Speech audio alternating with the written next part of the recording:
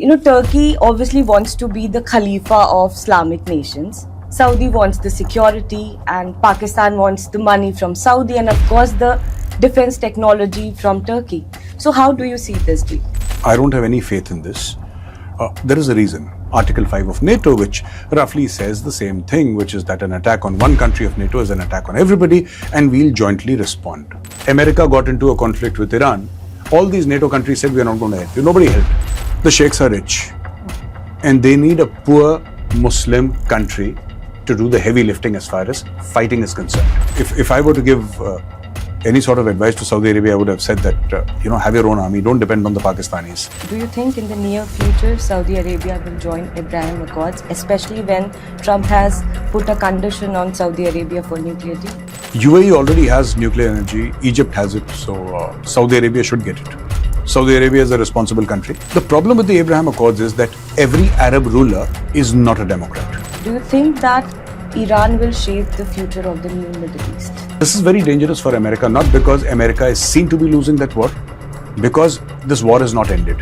Israel is absolutely clear in what Israel wants. There is no doubt in Israel's mind. All the doubt that exists is in the mind of the Americans. What was Iran's aim? Iran's aim was to save itself. Has Iran been able to save itself? Yes, of course. Politicians have called Turkey the new Iran. Could this deal be a big threat to Israel? When Turkey was hit by a most vicious earthquake, we sent our people and we saved thousands of Turks. We gave them food, we gave them water, we gave them medicines. And Turkey responded by giving drones to Pakistan. And not just sending drones to Pakistan, that is one part. They actually send their soldiers, which helped Pakistanis, or at least were trying to help Pakistanis to kill Indians. Do you think Turkey is more hostile than China? Against India? Yes. Absolutely. Okay, we have a NATO Turkey and we have a money bag Saudi Arabia and we have a cheap labor Pakistan. Turkey is a danger to India in the long run. Give the Greeks or give Cyprus the ability to hit deep inside Turkey. That should rattle Turkey and that should be our aim. Do you think in the near future there can be a trilateral alliance between UAE, Israel and India? I think it already exists, if not on paper. So do you think now the Gulf countries are not relying for their safety on US? Absolutely, that is true. So what are the concerns of India regarding this mega pact and how closely are we monitoring? Wherever Pakistan goes, Pakistan will ensure that this is a failure. When we had a war with Afghanistan, we had airstrikes. I'm speaking from the Pakistani perspective that we had airstrikes, we hit Kabul and they hit back. Where was Saudi Arabia?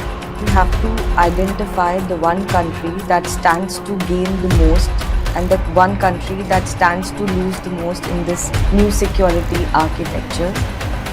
Who they be and why?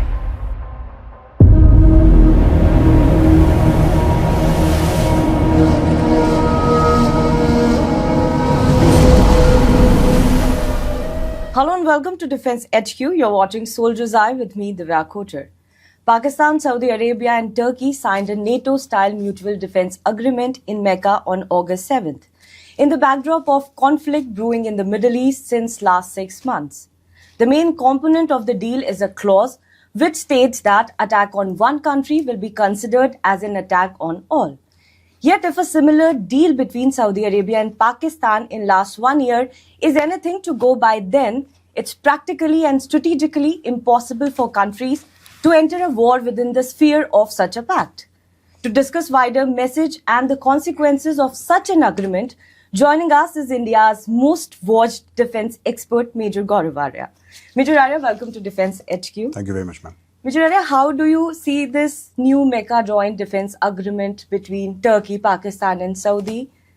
Is it for their self-reassurance to these countries rather than a threat from the outside world? Because Turkey obviously wants to be the Khalifa of Islamic nations. Saudi wants the security and Pakistan wants the money from Saudi and of course the defense technology from Turkey. So how do you see this deal? First of all, thank you for picking such a wonderful topic. I've been wanting to speak about it. This pact doesn't seem that it will work. I don't have any faith in this. There is a reason. For any grouping, there has to be a common threat. People in Pakistan and Turkey and Saudi Arabia, analysts are very fond of quoting Article 5 of NATO, which roughly says the same thing, which is that an attack on one country of NATO is an attack on everybody, and we'll jointly respond. Now, there is a problem in that.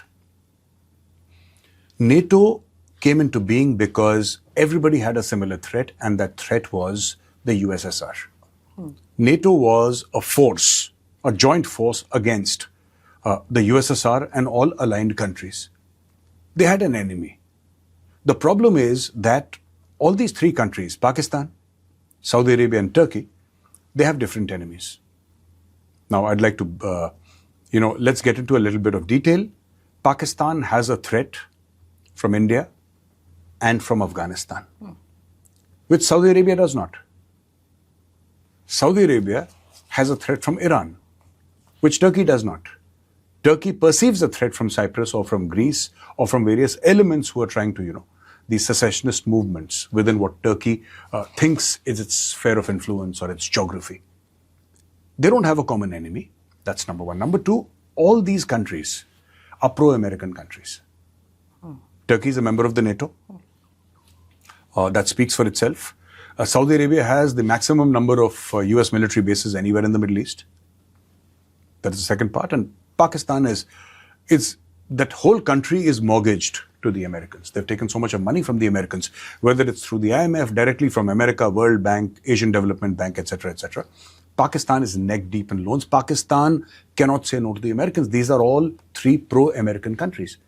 Now, if what binds them together, apart from the fact that all three are Sunni Muslim countries, apart from them, what binds them together? It's not their enmity with Iran, because Turkey does not have enmity with Iran. And Pakistan, on the face of it, says that we have nothing to do with Iran. They are a brotherly Muslim country. Now, who is enemies with Iran? Who's funding this entire exercise? That is another question. Third question is, there is no centralized command and control. There is no bunch of troops who are going to do the fighting, right? If anybody thinks that Turkey is going to commit troops to fight, sadly mistaken. If somebody thinks that Saudi Arabia is going to commit troops to fight, sadly mistaken. The sheikhs are rich, and they need a poor Muslim country to do the heavy lifting as far as fighting is concerned. That is why you have Pakistan. So I don't have any hopes. I can speak about the Arab League, which was started in 1950, which had about 24 members, and nothing came out of it. Those members started attacking each other. And whenever they were attacked by a country like Israel, none of them responded, and all of that. So this whole Article 5 thing is overrated, right? This time when America got into a conflict with Iran, all these NATO countries said, we are not going to help you. Nobody helped. Some countries may have allowed the US to use their air bases to take off and land and logistics, etc. But nobody was involved in the fighting. It was only Israel and America. Yeah. And Israel is not part of NATO. Yeah. So it's very good optics. But that's about it. So, Mr. Arya, you think that this is a grouping of Sunni coalition against the Shia grouping in the Middle East? And did Iran's devastating attacks against Saudi led to this? Absolutely. That is, because there was this guarantee that if you have American soldiers and American weapons on your soil, you become Teflon coated. You are bulletproof. Nothing can touch you. Iran proved that wrong. So I don't blame Saudi Arabia for feeling insecure, because I think all the Gulf countries, oil-producing countries, felt terribly insecure because Iran demonstrated a capacity to hit them at will. And US could do nothing about it. So yes, there is a deep sense of discontent with the Americans, and all that is true. But the fact of the matter is that most of the equipment that Saudi Arabia has, military equipment, that's all American. Turkey wants the F-35. Turkey wants it. Turkey's fighter jet that Turkey's coming up with, like the Indians, it has an American engine.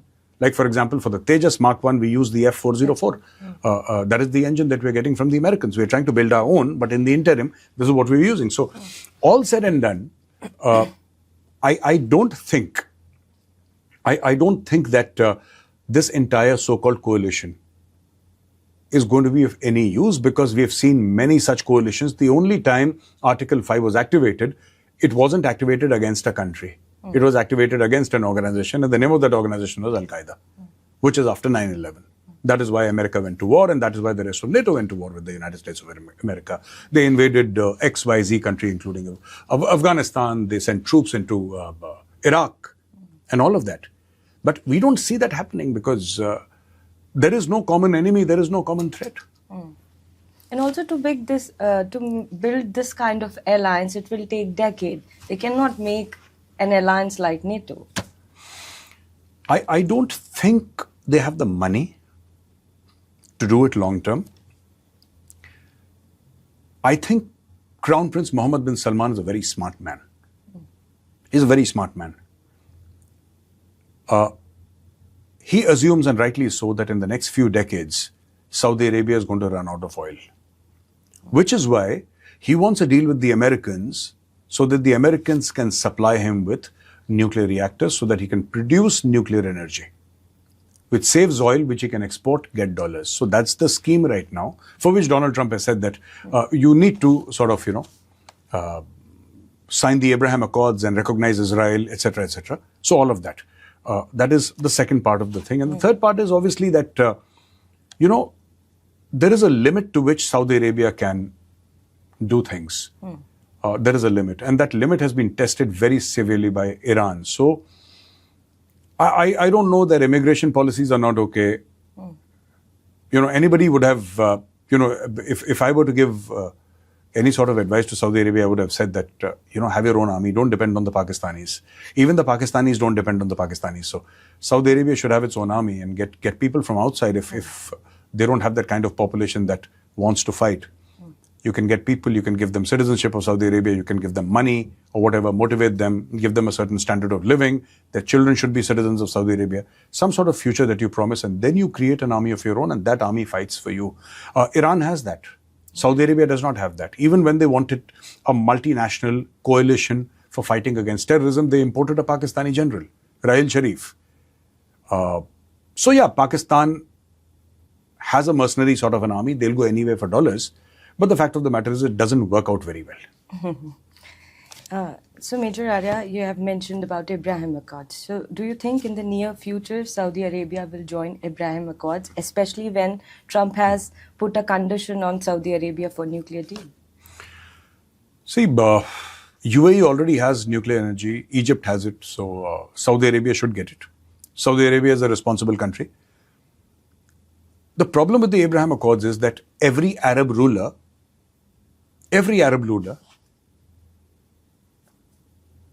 is not a Democrat. So what happens is that, let's say Prime Minister Modi in India, he takes a decision. He is sure of that decision because it's being backed by 1.4 billion or 1.5 billion Indians. That is where he derives his power from. All these sheikdoms, and I'm not talking about Saudi Arabia, I'm talking about every country, including Saudi Arabia, all of them get their power simply because it was handed down to them. Now, this is a very insecure position to be in. And the reason why I say this is that they don't know how their own public will react. That is the problem. If you can assure an Arab country, an Arab monarchy, that everything is going to be fine, your public will not revolt, they don't care, they would sign the Abraham Accords. They're not doing it simply because nobody wants another Arab Spring. Nobody wants, because in the streets of the Ummah or the Muslim world, there is a great deal of anti-Americanism. Yeah. There is a great deal of hatred for the Jews. There is support for Iran simply because Iran is seen as a country that has finally stood up to fight against a non-Muslim aggressor. So Iran is currently the hero. And nobody wants to jeopardize that thing, because nobody wants a revolt. It's happened in the past few years when the Arab Spring happened. We saw it all where people actually made an attempt to overthrow the current dispensation. And all these rulers understand that their rule is very fragile. We've seen it in Syria last year, where this guy, Ahmad al-Shara, comes with a bunch of people, and a dynasty that had been ruling for over 50 years overnight disappears. And then you have Bashar al-Assad showing his face in Moscow. Yeah. they understand that all of this is very fragile, and they're very, very afraid that if you recognize Israel, what's going to happen? What are going to be the repercussions of it, and how are we going to handle it? And will we be able to handle it? So that is something that really scares all these Gulf monarchies. Okay. Mr. Arya, and also, what's your prediction on the security architecture in the Middle East after the current war? Do you think that Iran will shape the future of the new Middle East? Yeah, I think so. I think so. See, Iran is very badly damaged. I'm talking about the infrastructure. There has been tremendous loss of life, but that is one part of it. And the capacity that Iran had for various things. See, today we are looking at Iran from the prism of its ability to wage war on the Americans or the other Gulf states. But that is not how a country runs. There is so much more to a country. Its imports are gone, exports are gone, economy is gone, everything is gone. Their currency is in a state of free fall. Yes. Absolutely. The economy is damaged. I don't know if it's repairable or not repairable. I don't have insights into that. So, purely from a military perspective, I think what Iran has done is proven to the world that it can stand up against America. This is very dangerous for America, not because America is seen to be losing that war, because this war is not ended. So, it's currently in a state of limbo. You can call it a ceasefire or whatever, but this war is not ended. How do you decide who has won the war? Which will lead me directly to the answer of your question. You have certain objectives. And if you fulfill those objectives, you won the war. It's not about how many planes you have downed, or it doesn't matter if Iran has taken down 45 American aircraft, including drones. It doesn't matter for the Americans. That's peanuts for the Americans. They'll just sign a big check and tell Lockheed Martin to make 50 more planes, and that's about it. The Americans can afford it. But the fact of the matter is that they were screaming regime change. Donald Trump said it. He might not have said it in formal briefings, but on Truth Social, his post is very much there. He exhorted the Iranian people to rise in revolt, take over government buildings and organizational buildings, and throw off this regime, or overthrow the regime of the Ayatollah. This is what Donald Trump had wanted. This is what he posted on Truth Social. So those were the aims. Have they been able to achieve the aims? No. They haven't. What was Iran's aim? Iran's aim was to save itself. Has Iran been able to save itself? Yes, of course. So who wins? Winning is not decided by you have caused more damage to me or I have caused more damage to you. That is not how winning and losing in war is decided. It is decided by the objectives, stated objectives. Let's say that you have said that you are going to overthrow Iran, and you fail to do that. You've lost. But if you do that, you have succeeded. Which is exactly why I always say this, and I come in for a lot of flack on social media, but I say this again and again, that Israel is absolutely clear in what Israel wants. There is no doubt in Israel's mind. All the doubt that exists is in the mind of the Americans. Last year, when Israel decided to bomb Tehran and other places, they called the operation Rising Lion because that was the flag of the Shah. They wanted the Shah in place of Khamenei. That was their whole idea, and they were very clear. They're clear today. It is Donald Trump who's been changing goalposts. So if you say that the future security architecture of the Middle East, will it be dictated by Iran? I think yes, to a very large extent. But we are certainly at a point of inflection.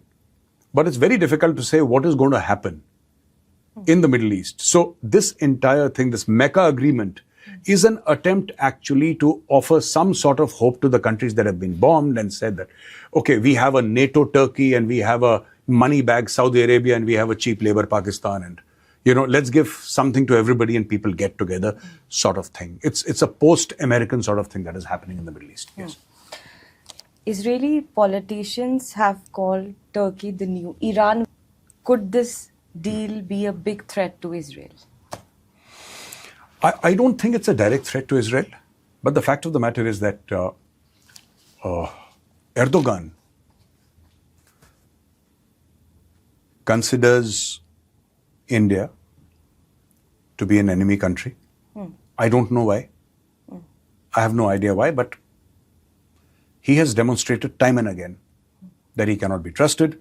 When Turkey was hit by a most vicious earthquake, we sent our people and we saved thousands of Turks. We gave them food, we gave them water, we gave them medicines. And Turkey responded by giving drones to Pakistan. And not just selling drones to Pakistan, that is one part. They actually sent their soldiers, which helped Pakistanis, or at least were trying to help Pakistanis to kill Indians. So this is Turkey for you. Turkey has an opinion on Kashmir. See, Turkey is the new Iran. We have better relationship with Iran than we have with Turkey, by the way. Obviously, yes. Right? Yeah. India has a better Before relationship. Erdogan, we had a decent relation, but after Erdogan, it has been like... No, I'm saying with Iran, not with Turkey. Iran. Yeah. Yeah, with Iran, India obviously... Yes, we have a good relationship with Iran. Yes. Erdogan is trying to prove certain points. And everybody does that. Everybody does that, especially in the Islamic world. You know, you take a non-Muslim country and you make that your enemy and you try to rally everybody around you. That is exactly what Pakistan has been doing for a very long time. That is exactly what they're doing. So, let's see how it goes. There's still flowing waters.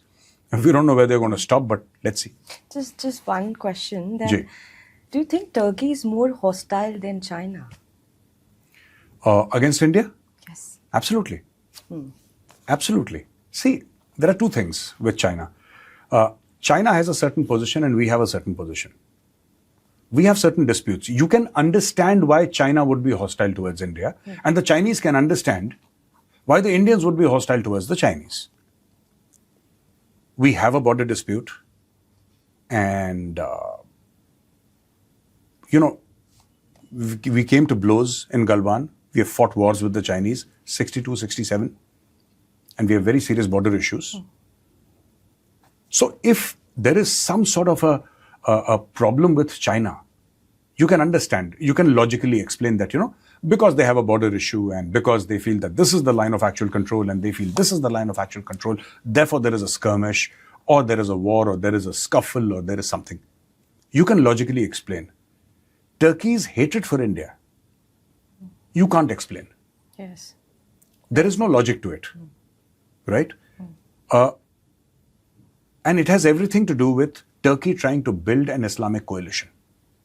Nobody would listen to the Pakistanis. Pakistanis may have pitched for this Islamic NATO for a very long time, but Pakistan simply does not have the diplomatic bandwidth. It does not have the money. Pakistan does not have money. Everything needs to be funded. You start a small office with 4 people, it has to be funded. There is rent, there are salaries, there is consumables. You run the office, there is electricity, which needs to be paid for. Pakistan does not have any of that. Pakistan does not have money, so it is dependent upon Saudi Arabia. And same goes for Turkey. Yeah, Turkey's economy is... Turkey is not a country, okay, it's a European country. It's well-to-do, it has great technology, it's a great tourism destination, but Turkey does not have dollars flowing out of the suitcase. Obviously. Turkey does not have that. So, Turkey is a danger to India in the long run, and Turkey has proven that it's a danger to India in the long run. And there is nothing you can do pretty much about it, simply because you don't understand why. I don't understand why. So what can India do? You arm Cyprus, you arm the Greeks, and if Turkey tries to arm certain elements, then you take care of those elements. And that is pretty much what you can do. Give the Greeks or give Cyprus the ability to hit deep inside Turkey. That should rattle Turkey, and that should be our aim, whether it's BrahMos or whether it's a long-range cruise missile or any of that. You see, when Turkey says, they've got this Ottoman Empire hangover, which is nonsensical, absolutely. Doesn't have... Erdogan wants to claim it now. Yeah, Erdogan thinks he's Sultan Mehmed III, who I think took over the Hagia Sophia and converted it into a mosque. So he imagines that he's some sort of a modern-day Ataturk or a modern-day King Mehmed III. It doesn't work that way. The days of the Ottoman Sultanate are gone. It might live in the minds and hearts of certain people who like to live in history or live in the past, but it doesn't matter now. And it's very sad that Turkey has chosen this path. It's very sad. Major Arya, just a day before when this deal was announced, Prime Minister Netanyahu and Prime Minister Modi spoke on the phone call. Do you think they would have discussed about this emerging threat in the Middle East? And also, do you think in the near future there can be a trilateral alliance between UAE, Israel and India? I think it already exists, if not on paper.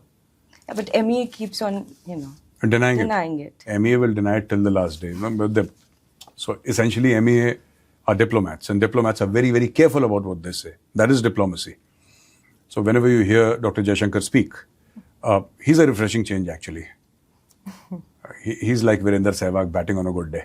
So, but generally what MEA will say is stuff like, very, very carefully calibrated language. But the fact of the matter is that when the UAE was attacked by Iran during this war, which happened, it was Israeli soldiers on ground in Abu Dhabi and in Dubai who were defending the UAE. So that architecture exists, and I think yes, we're already sharing a lot of information with the UAE. The Israelis are old friends and they are trusted friends, and that's just the way it is. So what are the concerns of India regarding this Mecca Pact, and how closely are we monitoring it? I think we'll be monitoring it pretty closely, but I don't think we should have any major concern because, wherever Pakistan goes, Pakistan will ensure that this is a failure. Nothing with Pakistan has ever succeeded. And I can give you 10 examples from history. Nothing with Pakistan has ever succeeded. As I said, there are three points, which I will again repeat, which will tell you why this is going to be a failure. Number one, lack of a common enemy. They don't have common enemies. Let us say if the Greeks get into a skirmish with Turkey, are we going to see Pakistani troops inside Greece attacking them? No. Number one. Number two, Pakistan already signed. You bought out yourself. They signed that pact with Saudi Arabia. And Iran attacked them at least 10 times. Yeah. Where was Pakistan? They didn't say anything. They simply did. And Pakistan will say nothing. The Taliban attacked Pakistan. Yes. Did the Saudi Arabia government send its troops to Pakistan to help? Nobody's helping anybody. Nobody's going to help anybody. This is Pakistani propaganda. They'll keep on saying that now India dare not attack Pakistan because if India attacks Pakistan, it's going to have to face Turkey and Saudi Arabia. All this is pure nonsense. It does not hold up to scrutiny. Also the fact that why would India want to attack Pakistan? Who's interested in Pakistan? It's a country that's broke, a country that has no scientific temperament or talent, a country that has no money, it has no economy to speak of, it has no manufacturing, it has no diplomacy. Why would anybody want to attack Pakistan? Unless, of course, Pakistan does something inside India and India responds. Otherwise, we have no intention of attacking Pakistan, so to say. And for Pakistanis, and they don't ask themselves basic questions. The Pakistanis. Afghanistan is an independent country. It's ruled by the Taliban. And no Pakistani on national television will ask that when we had a war with Afghanistan, where we had airstrikes, I'm speaking from the Pakistani perspective, that we had airstrikes, we hit Kabul and they hit back. Where was Saudi Arabia? After all, we have a defense pact. I'm talking about last year. Yes. So we have a defense pact with Saudi Arabia. And where was Saudi Arabia at that point in time? Nobody will, because the answers to these questions are very uncomfortable for the Pakistani establishment. And even Asim Munir knows that it's not working out.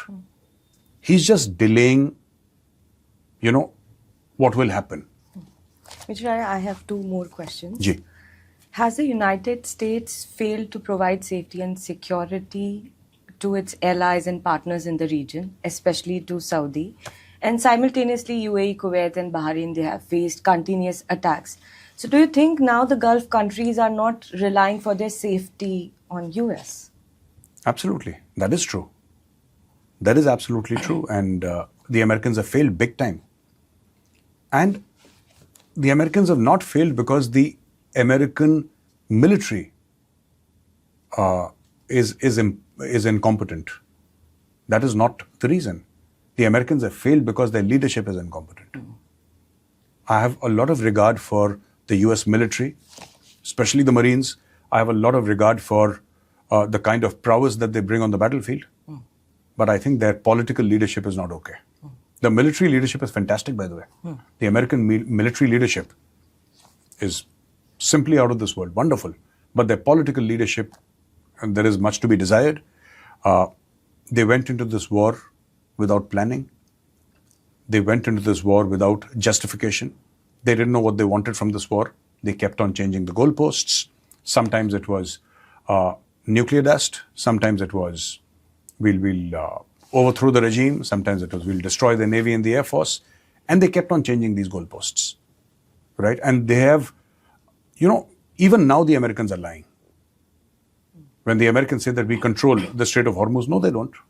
They don't. Clearly, they don't. Yes, they control the Gulf of Oman. But anybody who says that the Americans control the Gulf of Hormuz, I beg your pardon, the Strait of Hormuz, I'm sorry, it's wrong. Yes, absolutely. Mr. Arya, lastly, if you have to identify the one country that stands to gain the most and the one country that stands to lose the most in this new security architecture, who they be and why? I think the country that stands to gain the most is China.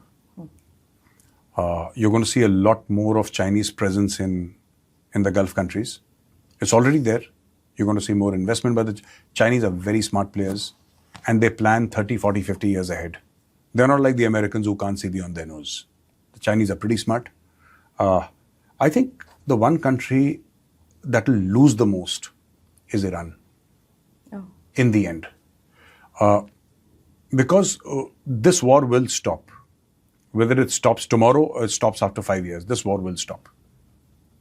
It's going to be very, very difficult for Iran to pick up the pieces because they have bombed everybody in the neighborhood. Now nobody likes them. They have forced other Gulf countries to start modernization of their armed forces.